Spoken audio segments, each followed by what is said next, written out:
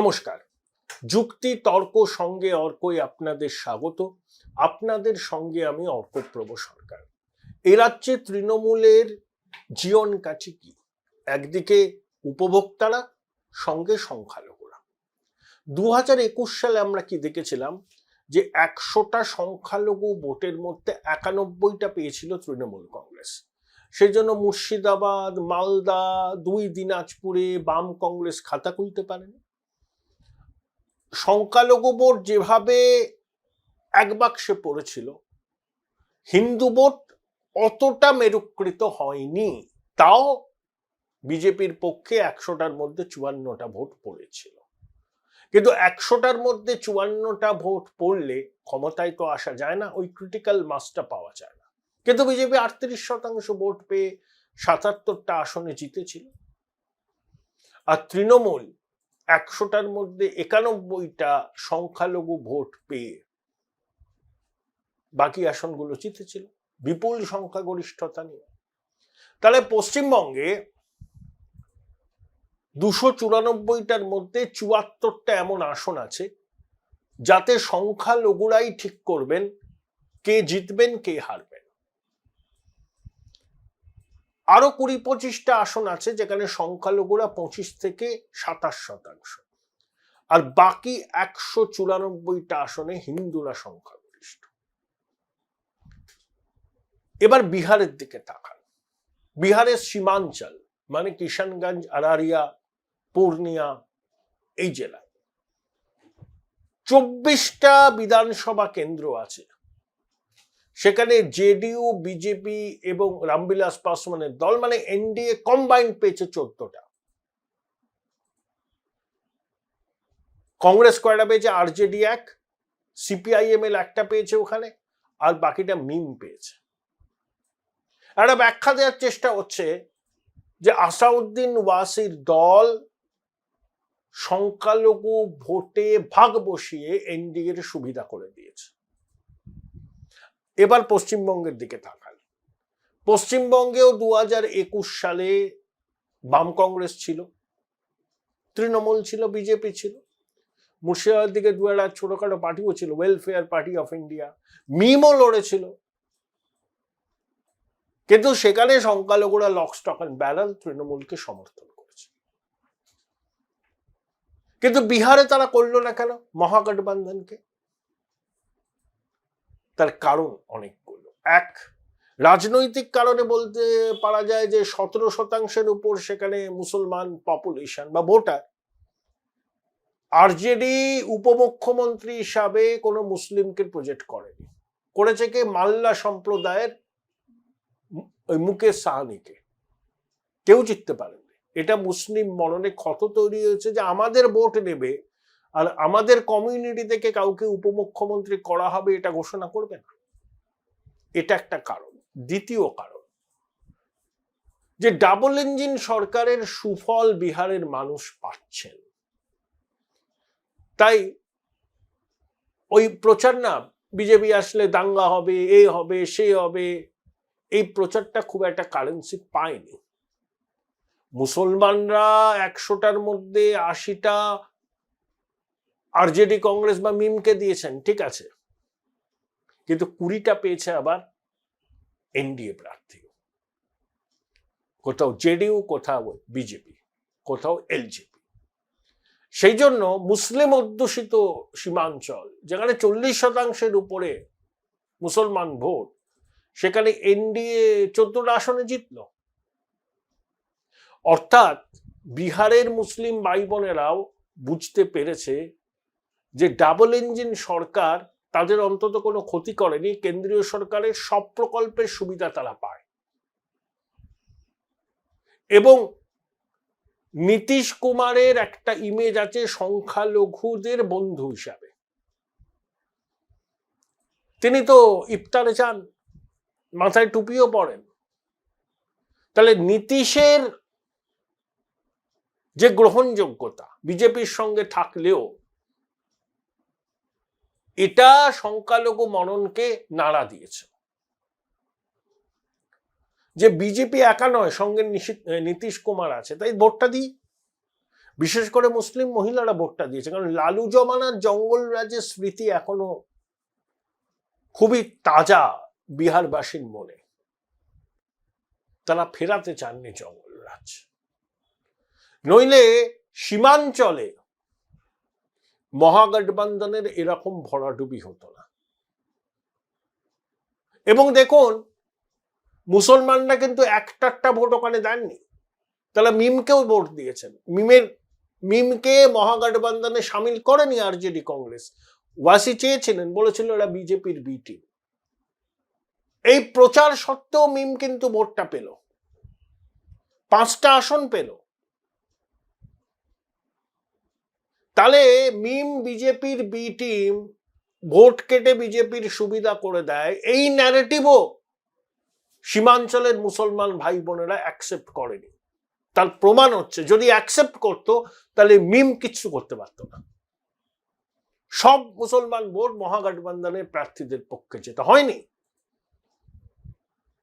এই ন্যারেটিভ কাজে লাগেনি। তারা পরিণত মনস্কতার পরিচয় দিয়েছেন, নিজেদের পক্ষে, নিজের রাজ্যের পক্ষে যেটা ভালো সেটাকে তারা অ্যাকসেপ্ট করেছে। আর আরজেডি কংগ্রেসকে বার্তাও দেওয়া হয়েছে যে আমাদের ভোট নেবে, আমাদের ভোট নিয়ে সরকার করবে MY মুসলিম আর যাদব। আর আমরা যখন স্বীকৃতি চাইবো, আমরা যখন উপমুখ্যমন্ত্রী পদে সরকার আসলে মুসলমান কমিউনিটির মধ্যে থেকে কেউ হবে সেটা বলবো, তখন আমাদের দাবি মানা হবে না। 2.5% ভোট আছে বিকাশশীল ইনসান পার্টির মুকেশ সাহানি, তাকে উপমুখ্যমন্ত্রী করার কথা ঘোষণা করব। এই চালাকিটা সংখ্যালঘু ভাইরা বোনেরা ধরে ফেলেছেন বিহারে। ঠিক পশ্চিমবঙ্গেও এটা হবে, কারণ তৃণমূল যে তাদের টুপি পড়াচ্ছে এটা তারা বুঝে গেছেন, অনেকে, সবাই বোঝেননি। ইমাম মুয়াজ্জিমদের ভাতা NRC করে তোমাদের তাড়াবে, বিজেপি দাঙ্গা লাগাবে, এই ন্যারেটিভটা খাওয়াচ্ছে।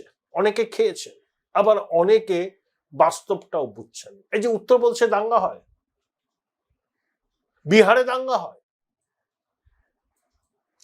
মধ্যপ্রদেশে দাঙ্গা হয়, ভাগলপুরে যখন দাঙ্গা হয়েছিল সেটা জগন্নাথ মিশ্রের সময় বিহারে।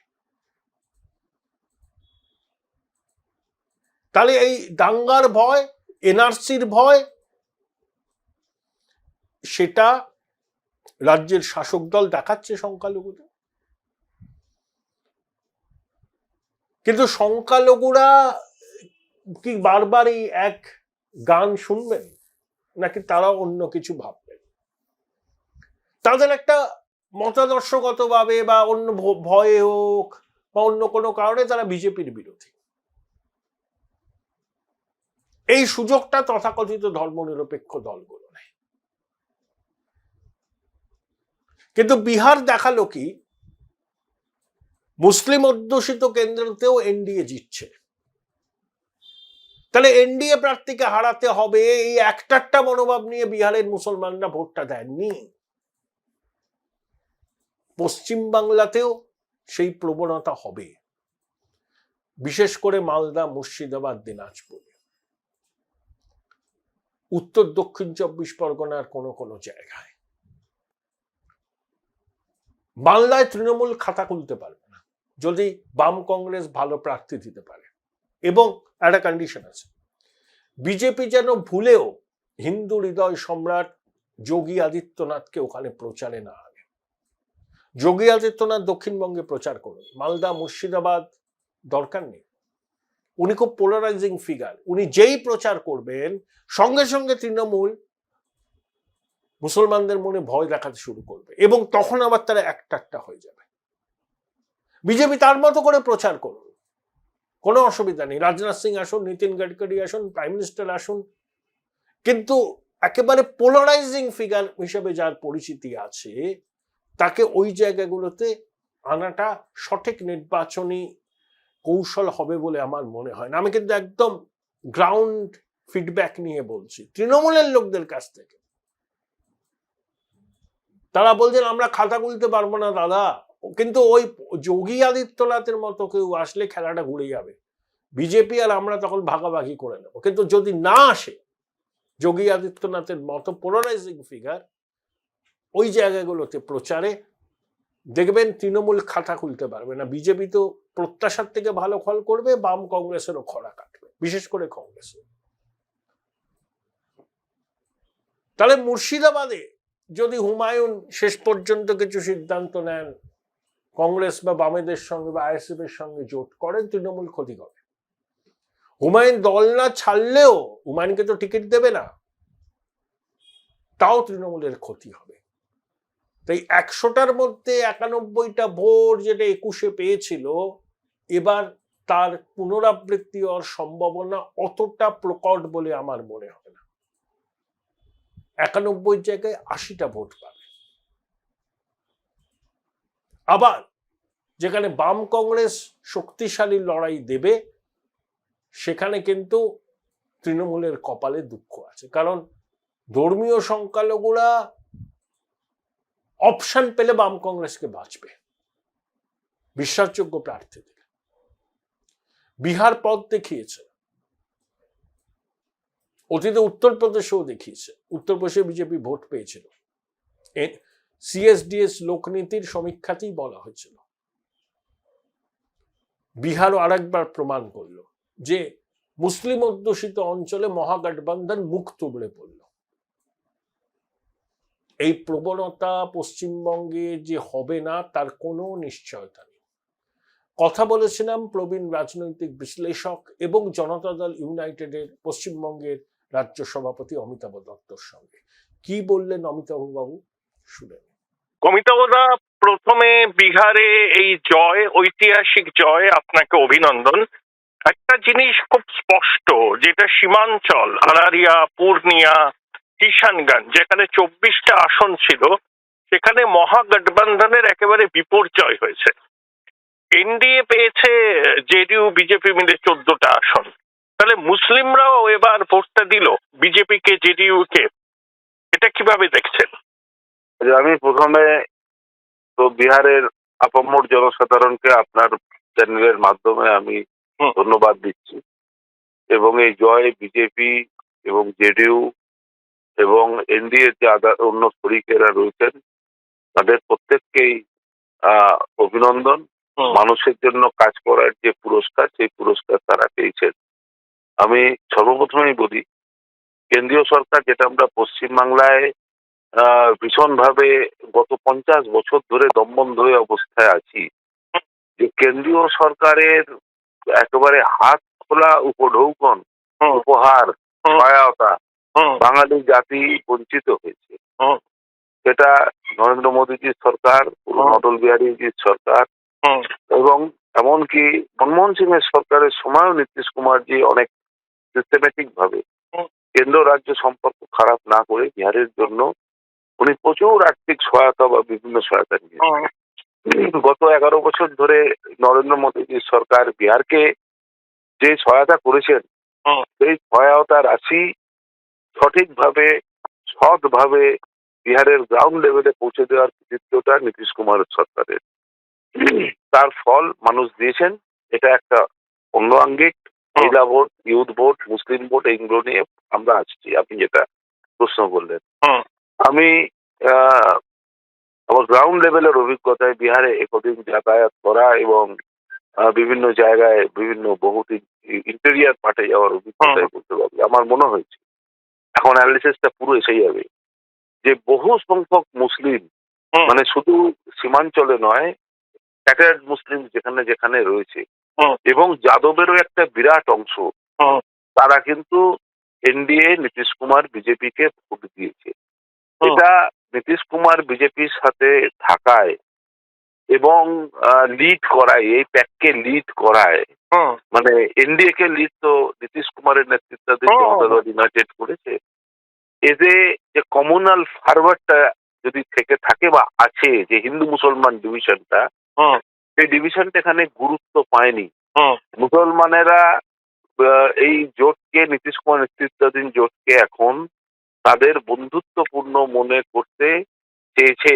ওই ওয়াকফ বিলের পরেও ওয়াক বিলের পরে যেরকম একটা অ্যান্টি ব্রিটিশ একটা মানসিকতা তৈরি হয়েছিল মুসলিমদের ভিতরে, সেইটা ধীরে ধীরে কেটে গেছে। একটা নিজেদের ভিতরে একটা আলোচনা হয়েছে যে এটা তো আমাদের তো কোনো ক্ষতি তো হচ্ছে না, আর আমরা কোনো সরকারি প্রকল্প থেকে আমরা বঞ্চিত হচ্ছি না, আর আমাদের সাথে কোনো ডিসক্রিমিনেশন নেই, কোনো অত্যাচার নেই, হিন্দু মুসলমান নামে কোনো দাঙ্গাও নেই।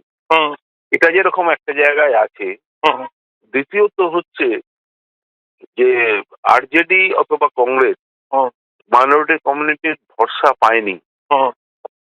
এক কারণ হচ্ছে ওই মাল্লাদের পার্টি, ওই বিকাশশীল পার্টিকে, ওদের নেতাকে মুকেশ সাহানিকে ডেপুটি চিফ মিনিস্টার ডিক্লেয়ার করে দেওয়া, যাতে ওয়েসির পক্ষে খুব সুবিধা হয়েছে। সে প্রচার করেছে, দেখো মুসলমান ভোটের উপর নির্ভরশীল, মুসলমানরা 17.5%, বিহারে 18%, যাদবদের থেকে 4.5% বেশি।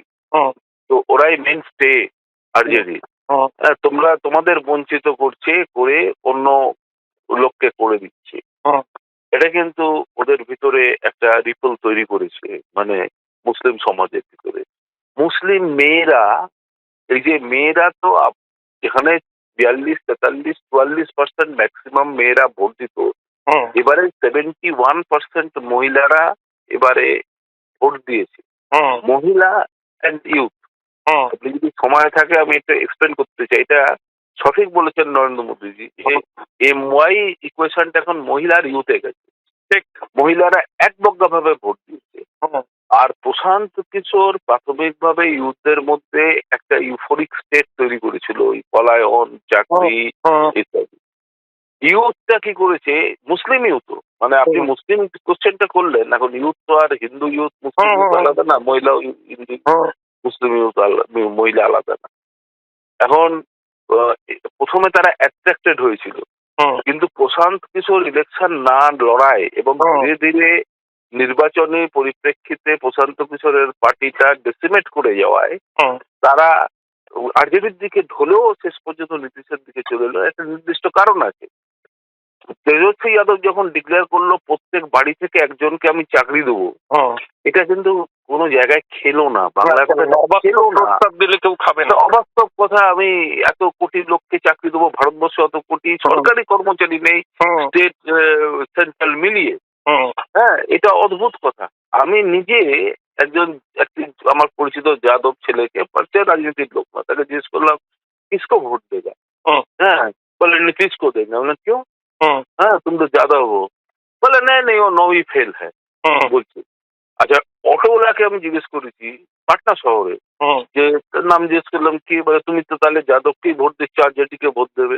বলে নাই স্যার, मैं इंटर पास हूँ। হ্যাঁ, মানে তেজস্বী যাদবের আরেকটা কথা হচ্ছে, ওরা এই জোট বা ক্যাম্পেইন, তেজস্বী যাদবকে আমি কখনোই একটা নীতিশ কুমারের সমকক্ষ বা কাছাকাছি, মানে ভরসা কার উপর করবে, মুসলিম বলুন, হিন্দু বলুন, ওমেন বলুন, মেল বলুন, একটা ভরসার জায়গা তো থাকতে হবে, নইলে হয় না। আমার আরেকটা প্রশ্ন অমিতাভ দা, এই যে মুসলমানরা একটা অংশ এনডিএ কে সাপোর্ট করলো ডিউ টু নীতিশ কুমার, অবশ্যই, হ্যাঁ, আর মুসলমানদের উপমুখ্যমন্ত্রী বিষয়টা মহাগঠবন্ধন স্পষ্ট করেনি। বাংলার মুসলিমরা কি বিহারের অভিজ্ঞতা থেকে শিক্ষা নেবে? বিশেষ করে যে জেলাগুলো একেবারে মুসলিম ডমিনেন্ট, মালদা, মুর্শিদাবাদ। আপনার পুরো প্রশ্নটা আমি না করার আগে আমি বুঝেছি, এবং এটা আমি দীর্ঘদিন ধরেই বিভিন্ন জায়গায় বলার চেষ্টা করেছি, কিন্তু বলিনি। আমি খোলাখুলি বলতে চাই, পশ্চিমবাংলায় মুসলমানের সংখ্যা কিন্তু অনেক বেশি। হ্যাঁ, ভারতবর্ষের যে কোনো রাজ্যের থেকে জম্মু কাশ্মীরকে বাদ দিতে, পার্সেন্টেজ ওয়াইজ, মানে কাশ্মীরকে বাদ দিতে, হ্যাঁ ম্যাক্সিমাম, হ্যাঁ আসামও আছে, ঠিক আছে। আসামে হিন্দু পপুলেশন, মুসলিম পপুলেশনটা হচ্ছে কনসেন্ট্রেটেড, কিন্তু পশ্চিমবাংলায় স্ক্যাটার্ড। আপনি মুসলিম পপুলেশনকে এখানে হিন্দু মুসলমান, বাঙালি কোনোদিন, বাঙালি অ্যাকচুয়ালি পশ্চিমবাংলার রাজনীতিটা বাঙালি মধ্যবিত্ত উচ্চ জাত এবং শিক্ষিত শ্রেণী, যাদের ভদ্রলোক ইন্টালেকচুয়াল বলা হয়, তাদের দ্বারাই বেঙ্গলের পলিটিক্যাল সাইটটা কন্ট্রোল হতো। এবং পলিটিক্সটা হচ্ছে মূলত পলিটিক্যাল পাওয়ার, সোশ্যাল, পলিটিক্যাল, ইকোনমিক পাওয়ারটা কলকাতা কেন্দ্রিক মনোলিথিক পাওয়ার সেন্টার হয়ে থেকেছে। হুম। কিন্তু এই নতুন ন্যারেটিভ, হিন্দু মুসলমানের ন্যারেটিভ আসার পরে আপনার হিন্দুরা সেই ভদ্রলোক ক্ল্যান বা যারা শিক্ষিত বাঙালি তারা কিন্তু হিন্দু মুসলমানের এই বিরোধটা হুম। বা এই যে বিভাজনটা যেটা বিজেপি সফল হয়েছে গুজরাট, আপনার রাজস্থান, পাটলি উত্তরপ্রদেশ, বিহারে কিন্তু করতে পারেনি। বিহারে করতে পারলে নীতিশের প্রয়োজন ছিল না। হুম। বিহার হচ্ছে ভারতবর্ষের ব্যতিক্রমী রাজ্য যেখানে বিজেপি ক্ষমতায় থেকেও ক্ষমতায় নেই। হুম। কোনো বিজেপির এজেন্ডা সেখানে আপনি করছেন, হচ্ছে তো সমাজবাদী এজেন্ডাই করছে নীতিশ কুমার, এটা পরে আলোচনা। হুম। তো এখানে যদি সোশ্যাল ব্রড বেসটা তৈরি করতে না পারে বিজেপি, হুম। তাহলে 2026-এ কিন্তু আরো অতলে তলিয়ে যাবে। হুম। ওদেরই একজন নেতা বলছে 30-এর বেশি সিট পাবে না, হুম। আমি নাম বলছি না। হুম। ওদেরই একজন সাংসদ যে কথা বলেছে সে কথা ভয়ঙ্কর। হুম। একটা পার্টি ইডি, সিবিআই ইত্যাদির উপর ভরসা করে আর প্রেসের উপর, সোশ্যাল মিডিয়ার উপর ভরসা করে পারে না। হুম। তার জন্য আপনি এসআইআর এর মাধ্যমে আপনি পশ্চিমবাংলায় জিতবেন, এটা নয়। হুম। বিহারে লক্ষ লক্ষ কোটি কোটি মানুষ ভোট দিয়েছে। আপনি বলতে পারেন না যে 45 লক্ষ লোকের নাম এসআইআর থেকে বাদ চলে গেছে বলে আমরা হেরে গেছি। হুম। তেমনি এখানে বলতে পারবেন না আমরা 1 কোটি মুসলমানকে বাদ দিয়ে আমরা এখানে পশ্চিমবাংলায় জিতবো। মমতা ব্যানার্জির উপরে মুসলমানদের একবক্কা এখনো সমর্থন আছে। 2026-এ চলে যাওয়ার কোনো কারণ আমি দেখছি না। হুম। বেনিফিশিয়ারি আছে, internal beneficiary Trinamool Congress, external beneficiary Trinamool Congress. হুম। 2006 সালে নীতিশ কুমার মহিলাদের জন্য যে স্কিমগুলো নিয়েছিলেন তার পার্টলি মমতা ব্যানার্জি পশ্চিমবাংলায় করেছেন, যেরকম সাইকেল দেওয়া, স্কলারশিপ দেওয়া এবং অধুনা এই স্কিমটা। এগুলো তো ফলোইং বিহার হয়েছে, সারা ভারতবর্ষে এই ঘটনাটা ঘটেছে। হুম। এখন সেই জায়গায় দাঁড়িয়ে বিজেপি প্রধান বিরোধী দল, হুম। বিজেপি যদি এই ভোট, যেমন দেখুন আমরা সময় নষ্ট আপনার হবে দিতে, মানে বিহারের নির্বাচনের এই ফলটা অবশ্যম্ভাবী ছিল। ইট ওয়াজ এ ফরগন কনক্লুশন। কারণ সোশ্যাল বেস ওটা খালি মুসলিম যাদবের উপর ভিত্তি করে আরজেডি কংগ্রেস এটা করেছে।